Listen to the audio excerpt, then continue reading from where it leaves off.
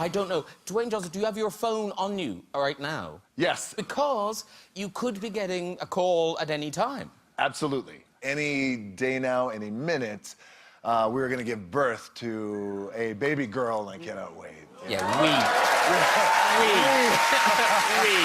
Thank you. Yeah.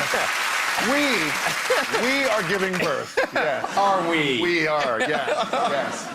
Now, the contractions we're having are... You're handling it remarkably well. Thank you very much, yes. you know already that it's going to be a girl? Yes, we do. Okay. Yes, baby girl. And you've chosen... I have 3 girls, by the way. I can't make boys. I don't know what it is. Yeah, I try. Yeah, keep trying. I guess. Yeah. Well, that's the fun part. I will continue to try. Yeah. Let's try for a boy.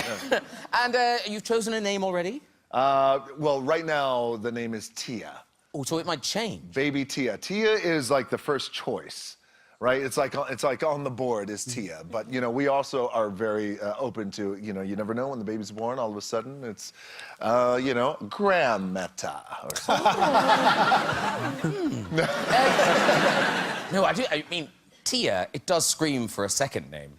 Like Dalma. No, like Maria. Maria, yeah. Nice idea. Yeah, it's like, when you say Tia, I just hear Maria. It's like, echo, quit. What are you going to do with the phone, though? You're just going to disappear if you get a phone call or something? I'm gone. That'll be so Yeah. exciting. Well, I go wheels That up. would be, That'd be so Yeah. exciting. Yes. And the two of you will be so jealous. They'll be like, what excuse can we think of? Did I tell you, I'm expecting something very important as well. No, mate. FedEx delivery. Yeah. I'm getting some shoes delivered. They're lovely. I don't want to miss them. Yeah, I don't want to be out. Have to go to the post office. Moonlight and the Oscars, it is now kind of stuff of legend, the end when they read out the wrong name, and we've talked about it on the show before, and Warren Beatty's been here, we asked him what we had done and everything. But you were in the middle of it, so you did end up on stage, you did go up in the end. Eventually, yeah. Eventually? I mean, yeah, it took me a while because I was kind of glued to my seat in just shock, and then our producer dragged me on stage, so... But is it a nice way to win, to have disappointment first, and then go, oh no, yay! I think it is in a way, because there's never been a moment like that before or since at the Oscars, so I think it's kind of cool. And when Everyone always remembers that moment, Everyone right? remembers that moment. When you're on yeah. stage, you were looking out at the audience, and we've shown this picture before. It's a great picture. It's everyone, like Matt Damon, like a fly could fly with him. Michelle Williams looked shocked, but I don't think anyone is quite as concerned as Dwayne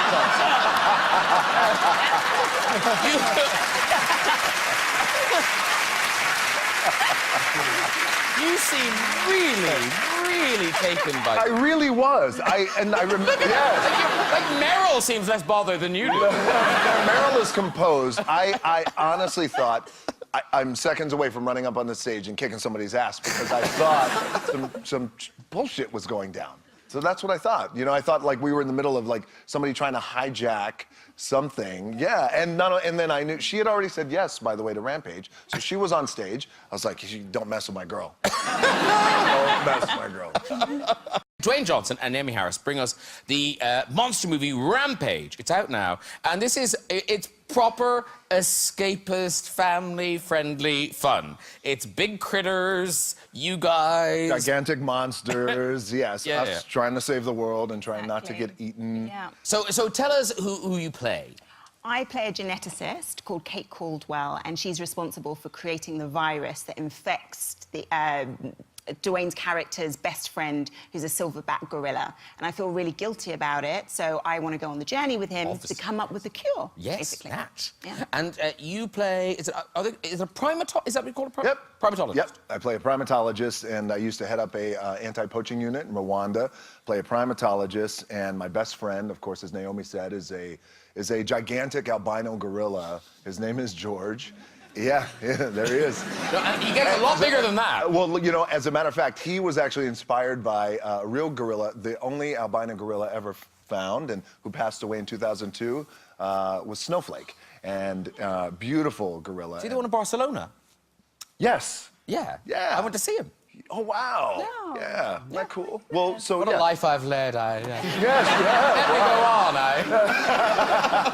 on, No, anyway. But yes, inspired. So George was really? inspired by Snowflake, wow. who you met. But Yeah. you did name it, you thought you'd be working with sort of, you know, cardboard cutouts and things. But... Yeah, I did. Yeah, but instead I got tennis balls, numbered like 1 to 7, and then our director Brad would call off on the sidelines. Look at number 2, the building's falling down. Look at number 3, the alligator's coming towards you, and that was it. That's all we had to work off. But there was somebody, like a man was George. Yes, we had an actor called Jason Lyle, and he played the gorilla, and he was fantastic. But how did that work? Because George is enormous. Well, he was at first in the movie Rampage. George is a normal-sized gorilla, and all the animals are normal-sized until they become infected with the pathogen that she created. And Jason Lyles was a motion capture actor, much like Andy Serkis, right, in Planet of the Apes, and it was an amazing process. And then as the gorilla grew in the movie, we would continue to put Jason on stands where he got higher and higher and higher. So every moment in the movie, we were always acting